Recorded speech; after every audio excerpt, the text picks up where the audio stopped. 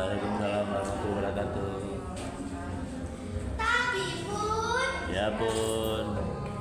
Halo teman-teman semua. Perkenalkan, nama saya Jasmine Tiasa Alasi. Saya dari kelas 4 MI Muhammadiyah Tangkit Batu. Jadi hari ini saya akan bercerita tentang cerita rakyat kampung yang berjudul Kisah Sang Kabelah. Teman-teman sudah tahu belum cerita Sang Kabelah? Ya sudah, kalau begitu dengarkan ya. Alkisah, di sebuah kampung di daerah Lampung hiduplah sepasang suami istri yang sudah bertahun-tahun berumah tangga namun belum dikaruniai seorang anak. Mereka sangat menginginkan seorang anak untuk mengisi kesepian mereka. Oleh karena itu, hampir setiap malam sepasang suami istri tersebut berdoa kepada Tuhan. Pada suatu malam, sepasang suami istri tersebut berdoa kepada Tuhan. Oh Tuhan, karuniakanlah kepada kami seorang anak, walau hanya berbadan sebelah. Pinta suami istri tersebut dengan penuh ketulusan. Berkat doa yang tulus tersebut, sang istri pun mengandung sesuai permintaan mereka. Beberapa bulan kemudian, sang istri pun melahirkan seorang bayi laki-laki yang hanya berbadan sebelah. Bayi tersebut hanya memiliki satu telinga, satu mata, satu tangan, dan satu kaki. Oleh kedua orang tuanya, bayi tersebut diberi nama Kabelah. Kabelah tumbuh menjadi anak yang sehat dan dapat bermain bersama teman-teman sebayanya.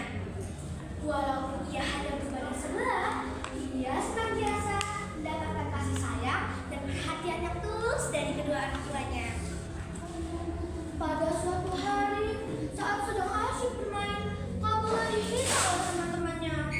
Dengan hati yang sedih, Kabelah pulang ke rumahnya. Hai nak, Belah, kenapa kau selalu tampak sedih setiap kau pulang dari bermain? Tanya ibunya dengan penuh perhatian. Iya bu, Belah sedih karena setiap hari mereka selalu mengejek Belah. Belah tidak mau lagi bermain bersama mereka. Keluh Kabelah kepada ibunya. Sabarlah nak, kamu harus menerima semua ini dengan hati yang tulus. Jika mereka menghinamu, sama artinya mereka menghina Tuhan. Hibur ibunya. Walaupun berkali-kali dicegah oleh ibunya, Kabelah tetap saja bersedih dan sering menyendiri. Waktu terus berlalu, Kabelah tumbuh dewasa. Suatu hari terlintas di pikirannya untuk pergi mencari Tuhan. Ia pun menyampaikannya tersebut kepada kedua orang tuanya. Ayah, ibu, aku sudah tidak tahan lagi hidup dengan keadaan seperti ini. Izinkan aku untuk pergi mencari Tuhan. Minta Kabelah kepada kedua orang tuanya. Sudah anak, lagi pula kamu tidak akan menemukan Tuhan, cegah ibunya. Walaupun berkali-kali dicegah oleh ibunya, Kabelah bersikeras untuk pergi mencari Tuhan. Akhirnya, kedua orang tuanya tidak dapat mencegahnya lagi. Kabelah memulai perjalanannya. Di tengah hutan, Kabelah bertemu dengan seorang lelaki tua yang sedang bertapa di atas batu. Maaf Tuhan, apakah Tuhan mengetahui di mana keberadaan Tuhan? Tanya Kabelah dengan sopan. Pemuda lelaki tersebut menolehnya dengan ketus.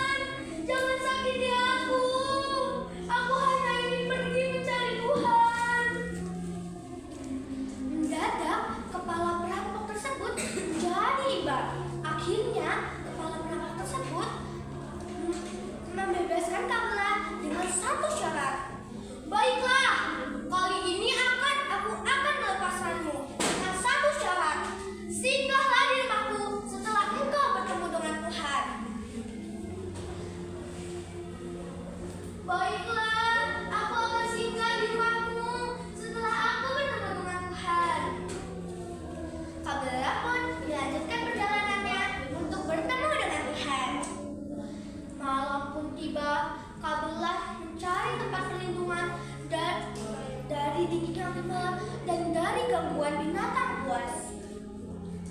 Kabelah menemukan sebuah gua.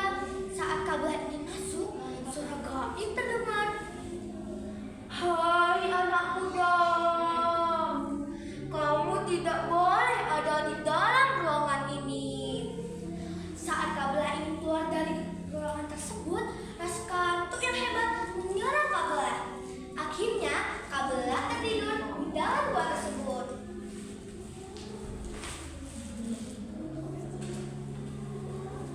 Dalam tidurnya, Kabelah berseru, "Siapapun, tolong jawablah aku. Di mana Tuhan dan di mana badanku yang sebelah ini?" Saat Kabelah terbangun, dia terkejut mendapati badannya yang sudah sempurna.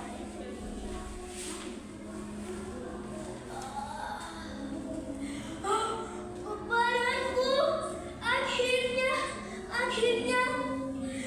Terima kasih Tuhan, Engkau telah mengabulkan doa hamba selama ini. Akhirnya badan hamba sempurna juga, seperti yang lain. Saat Kabelah ingin keluar dari gua tersebut, tiba-tiba suara gaib terdengar lagi. Hai anak muda, jangan lupa singgah di tempat petaka dan perampok tersebut. Beritahu mereka agar bertobat. Kabelah pun melanjutkan perjalanan untuk pulang ke rumahnya.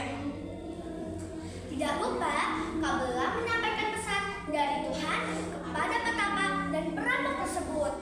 Saat petapa dan perampok tersebut mendengar pesan dari Tuhan, mereka menangis insaf karena mengetahui perilaku mereka yang sudah jahat.